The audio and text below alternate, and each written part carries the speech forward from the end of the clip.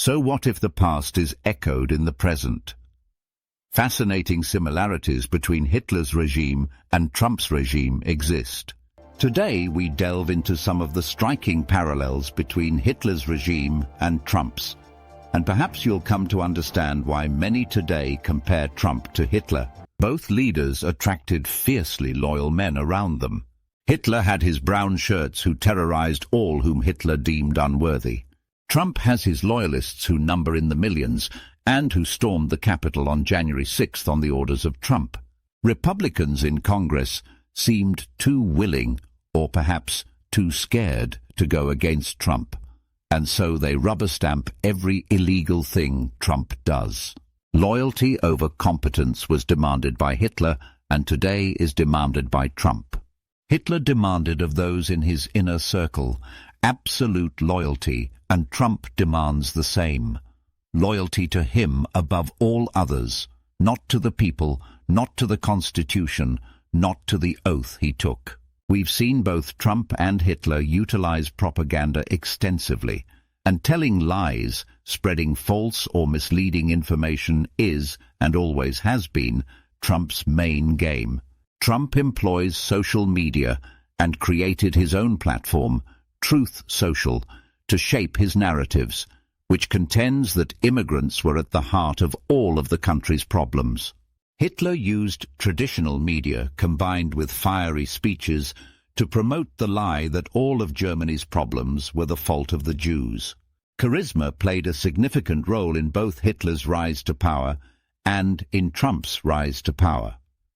Though some of us fail to see any charisma emanating from Trump, many only see an angry, mean-spirited individual determined to spread hate far and wide. Both leaders captivated followers with their rallies and speeches. Hitler's speeches were fiery and heard by millions. Thousands attended Trump's rallies, and Trump had the benefit of every major news outlet covering his every word, and like Hitler, heard by millions. Germans voicing opposition to Hitler found themselves shunned, murdered, and/or imprisoned. Those bold enough to voice opposition to Trump are in danger of Trump having his Attorney General Pam Bondi prosecute them and ship them off to that prison in El Salvador. Scapegoating the Jews was key to Hitler's success, and Trump's scapegoats are immigrants, people of color, and pretty much anyone he doesn't approve of, or who calls him out for his many crimes. Trump scapegoats everyone: immigrants, elites, people of color, the media, Hillary Clinton, and blames everyone but himself for all of America's problems. Hitler blamed the Jews, painting them as enemies of the state and the cause of all of Germany's problems, while Trump talks about the enemy within, not recognizing that he is the real enemy within. This tactic of blaming others was utilized by Hitler to divert attention from the atrocities he was committing, and Trump uses the same tactic for the very same reason. Germans loyal to Hitler proudly gave the Nazi salute to demonstrate that loyalty, and he had the loyalty of all those in positions of power within the government. Trump's followers loudly and publicly pledged their allegiance to Trump, but while he seems to have the full support of the Republicans, he does not have the full support of most in government, or with the public at large, or even with those who once were ardent admirers.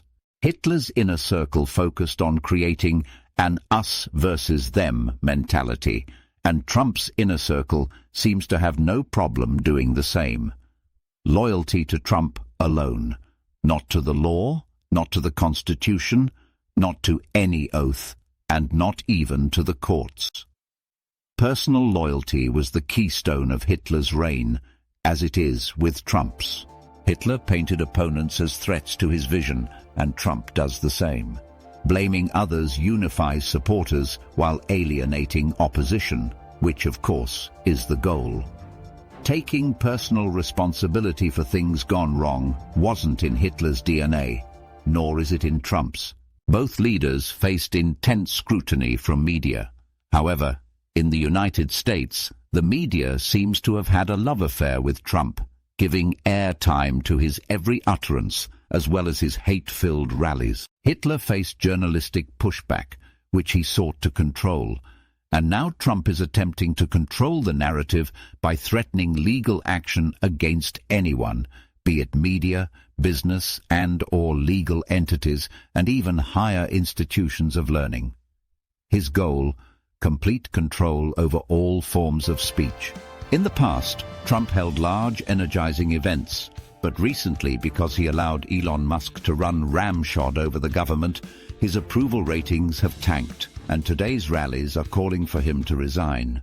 There was infighting and vying for Hitler's attention among his inner circle, and today the same thing is going on in Trump's inner circle. So yes, there are many similarities between Hitler's regime and Trump's.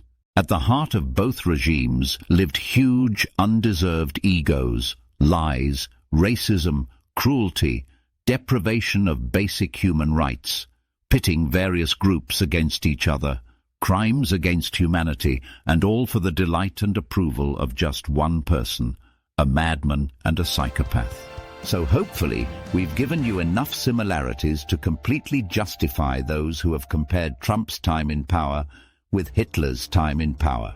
I believe America will survive Trump, and maybe even once again become that country that so many others around the world look to for the freedom they so desperately want. Like Germany, perhaps with time, we will be able to get past the tragedy that was Donald Trump. Love is so much stronger than hate, and we who truly love our country need to remember we are in a war between love and hate, good and evil, a war we can win, because there are more of us than there are of them. We can win, and we'll do it by resisting the fascism that is infecting every branch of our government.